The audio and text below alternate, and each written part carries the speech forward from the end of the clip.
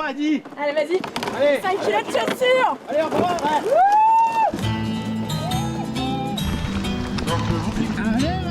Robert Enrico n'avait probablement pas imaginé en réalisant son film Les Grandes Gueules en 1965 dans les Vosges du côté de Vanier qu'il offrirait ses lettres de noblesse à cette étrange discipline forestière, objet depuis 50 ans et ce dimanche encore d'une grande et traditionnelle fête sur les hauteurs de Sapois en forêt du Hata. Vous avez dit schlitage? Le schlitage qui avait beaucoup plu à la diffusion du film avait révélé cette tradition vosgienne. À l'époque, c'est 1965, c'était encore courant de rencontrer des schlitters dans les Vosges, dans la forêt.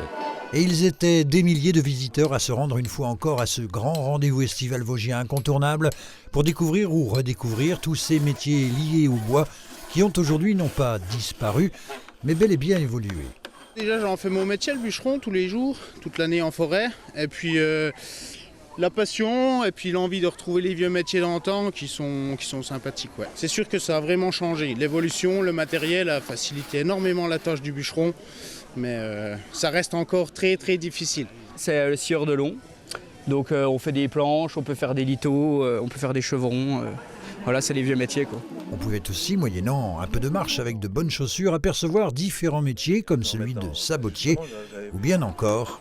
Alors là, on perce des tuyaux de fontaine. C'était historiquement pour acheminer l'eau des sources vers les fermes. Mais l'un des clous de la journée fut sans doute l'abattage de cet arbre, abattage à la hache et au passe-partout. Et il ne fallait pas se rater tout au jugé. Est-ce que c'est fiable à 100%? Bon, on ne peut pas dire 100%, mais 95%, oui, voire 98% quand même. Hein. Ah oui.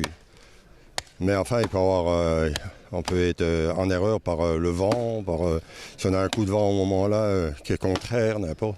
Mais l'arbre, il ne va pas exactement où on va, quoi. On habite à forêt, on voit ça couramment, mais pas avec des techniques anciennes, quoi. Donc c'est intéressant à voir comment ils font. Apparemment, il est tombé exactement là où il devait tomber. Je pense que c'était bien pour tout le monde aussi, peut-être.